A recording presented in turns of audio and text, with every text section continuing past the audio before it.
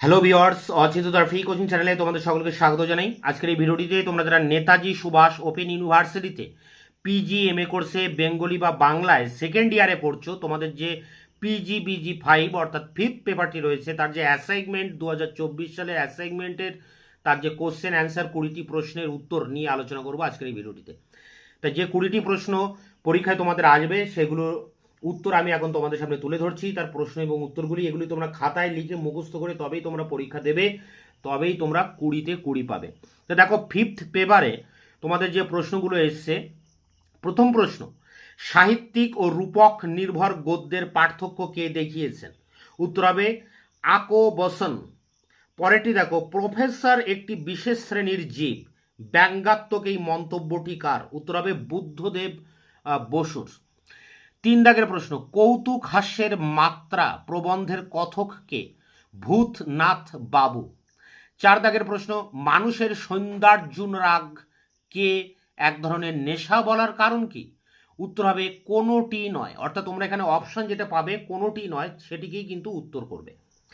5 দাগের প্রশ্ন দেখো, প্রজা বৃদ্ধির আনুপাতিক হারে ধন বৃদ্ধি ঘটার উপায় কি?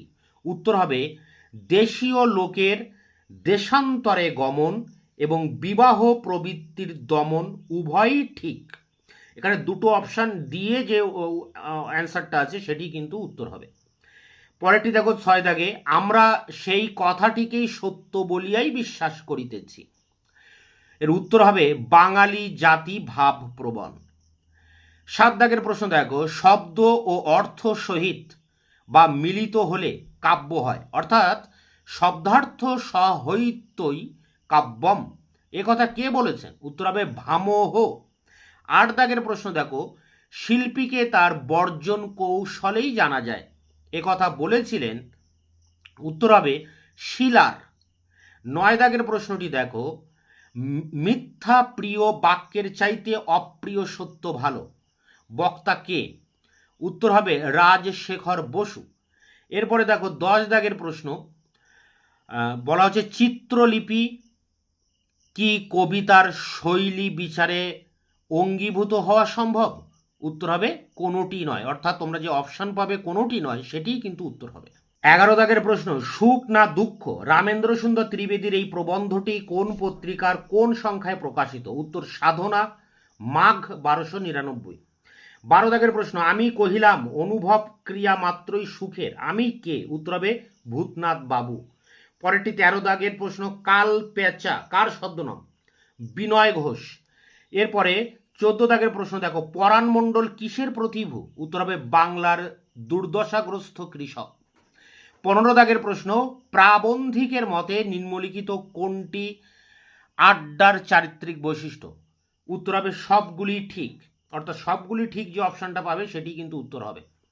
16 দাগের প্রশ্ন, দুঃখের কাব্যকে আমরা সুখের কাব্য অপেক্ষা অধিক সমাদর করি কেন? উত্তর হবে দুঃখ না ভোগ হবে মনুষ্য চিত্ত অধিকতর আন্দোলিত হয়। পরেরটি দেখো 17 দাগের প্রশ্ন, কোনটি গদ্য শৈলের অন্তর্ভুক্ত চিহ্নিত করুন? উত্তর হবে ভাষা। 18 দাগের প্রশ্ন, স্ত্রী পুরুষে যে সকল বৈষম্য প্রায় সর্বসমাজে প্রচলিত আছে তন্মধ্যে অতি ভয়ানক ও শোচনীয় যেটি বঙ্কিমচন্দ্রের প্রবন্ধ সাম্য অনুসরণে, সেটি কি?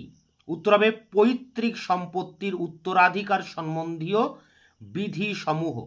19 দাগের প্রশ্ন দেখো, এই মোহ থেকে বেরিয়ে এলেন পৃথিবীতে অন্তত একজন মানুষ, একজন মানুষ বলতে প্রাবন্ধিক কাকে বুঝিয়েছেন? উত্তর হবে স্বামী বিবেকানন্দ। এরপরে শেষ প্রশ্ন দেখো 20 দাগের প্রশ্ন, দেশের কথার লেখক কে? উত্তর হবে সখারাম গণেশ দেউস্কর। তো এই ছিল তোমাদের ফিফথ পেপার, অর্থাৎ বাংলায় তোমরা যারা সেকেন্ড ইয়ারে পড়ছো নেতাজি সুভাষ ওপেন ইউনিভার্সিটিতে, তোমাদের ফিফথ পেপারের 20টি প্রশ্নের অ্যাসাইনমেন্টের কোশ্চেন অ্যান্সার তোমাদের সামনে তুলে ধরলাম। তোমরা এগুলোকে সংগ্রহ করে তোমরা অ্যাসাইনমেন্টের পরীক্ষাটা দেবে।